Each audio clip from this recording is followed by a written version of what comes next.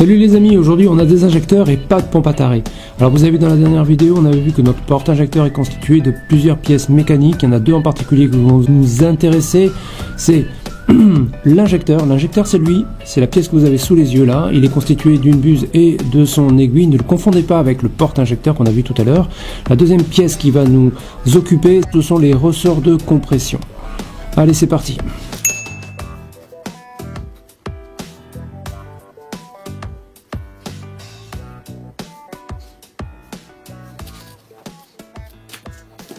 Ce que je vais chercher, c'est les traces de rayures sur le corps principal.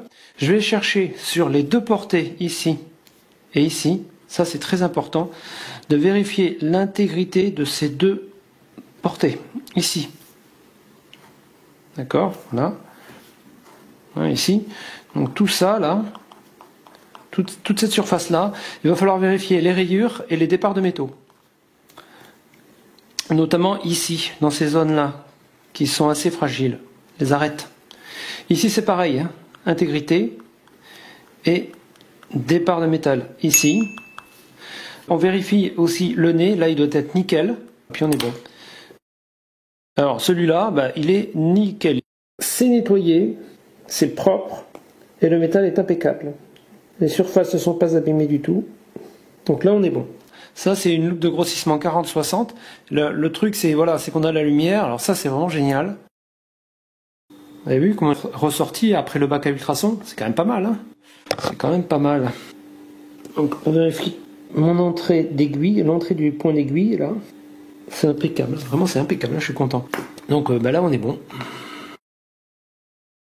Moi je vais choisir en l'occurrence de prendre la mesure ici au ras. Et je ne regarde que les centièmes. Il n'y a rien d'autre qui m'intéresse là. Donc là je suis à 2 centièmes. Un quart de tour. 2 centièmes, pareil. Donc ça me va bien.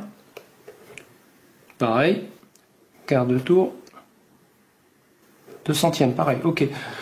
Donc j'ai pas de déformation. On va vérifier la première.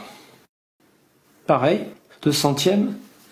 Si vous perdez là, vous faites un petit trait, hop, quart de tour, 2 centièmes, exactement pareil. Là aussi, il n'y a pas grand chose à voir de ce côté-là. Je reviens sur mon quart de tour et 2 centièmes aussi. Allez, là on est bon aussi.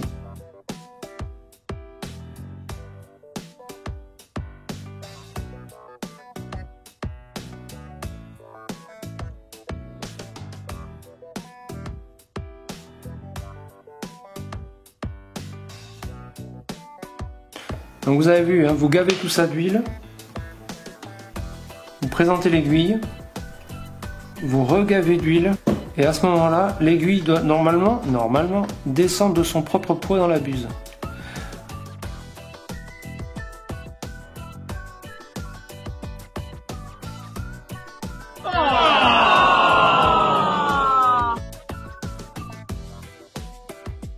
Donc à la main, vous pouvez rechercher les points durs de façon axiale et en rotation.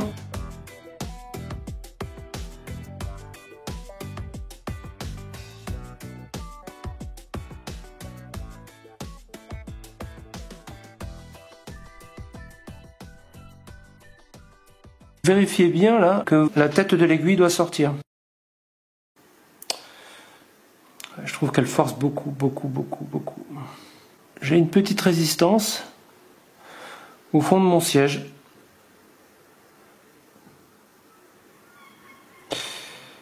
Ouais, mais il y a des points durs, hein. On va la faire un peu travailler. Là, j'ai des points durs. Bon, je la fais un peu travailler. Si ça force, alors surtout n'insistez pas. Merde. C'est pas bon, voilà. Non, c'est pas bon.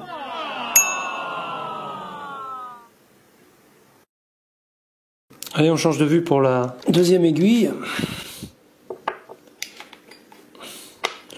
Donc pareil.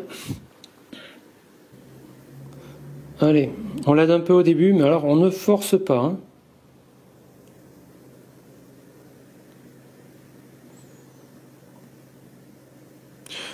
Je le descends doucement, je ne force pas.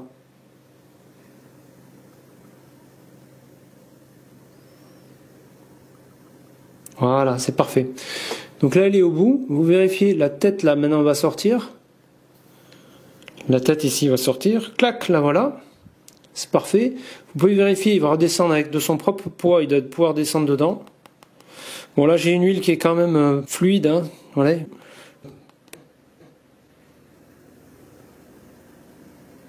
Voilà, c'est parfait. Donc. Et puis ensuite, vous vérifiez la présence de points durs. En rotation et de façon axiale. Et là, il ne faut absolument, strictement aucun point dur. Voilà, celui-là, il est vraiment impeccable. Hein. Et quand il est sur son fond de portée, là, au fond, c'est pareil. Vérifiez la présence de points durs. Il est en bien meilleur état que l'autre, celui-là. Bon, ok. Voilà. Allez, c'est parti. On va faire un peu de métrique sur le contrôle de pièces des injecteurs. On va contrôler nos ressorts. Vous prenez votre déshabilleuse. Surtout, il va falloir faire attention de ne pas mélanger les pièces entre elles. Qu'est-ce qu'on va contrôler au niveau des ressorts? On va commencer par contrôler les hauteurs. Et on va faire pour ça de l'analyse comparative.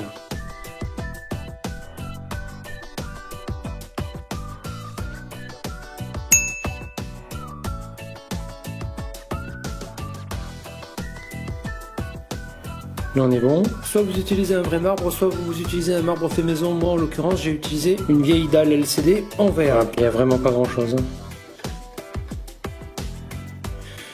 Il n'y a pas 1 millimètre. Il faut pas vraiment. Si vous avez 2 mm par exemple, c'est 2 mm c'est pas bon, hein, ça c'est sûr. Hein. Mais bon là j'ai vraiment pas grand chose. Hein. Allez on continue. Donc là je suis bon. Allez, là j'ai une déviance. Là vous voyez, elle n'est pas énorme. Hein. Là vous voyez là. Bon allez, on la note. J'ai fait une marque là, donc ça veut dire que j'ai une déviance sur ces deux zones là. Ça veut dire quoi? Ça veut dire qu'en fait, avec mon pied à coulisse, c'est ici que je vais venir prendre ma mesure. Et pas à côté. Pourquoi? Parce que c'est cette zone là qui présente une déviance maximum. Bon, je suis à 11,8 là. On le note. Et on le range. Et on passe au suivant. Le 2. Allez, je vais un peu accélérer. Donc là, alors là, j'avais pas une déviance flagrante, mais je vais me positionner comme ça. 11,81. Dernier ressort. Donc là, pareil, hein, déviance de là à l'autre côté ici. Donc je la prends comme ça. Voilà, je suis à 11,8. Donc j'ai quand même une similarité de mesure de ce point de vue.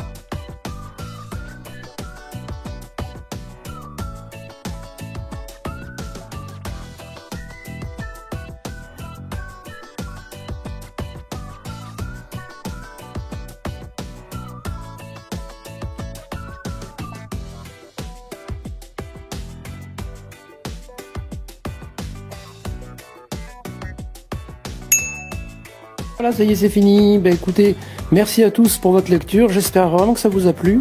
Et puis, vous pouvez toujours surveiller ma chaîne parce que je vais mettre en ligne très prochainement de nouvelles vidéos. À très bientôt.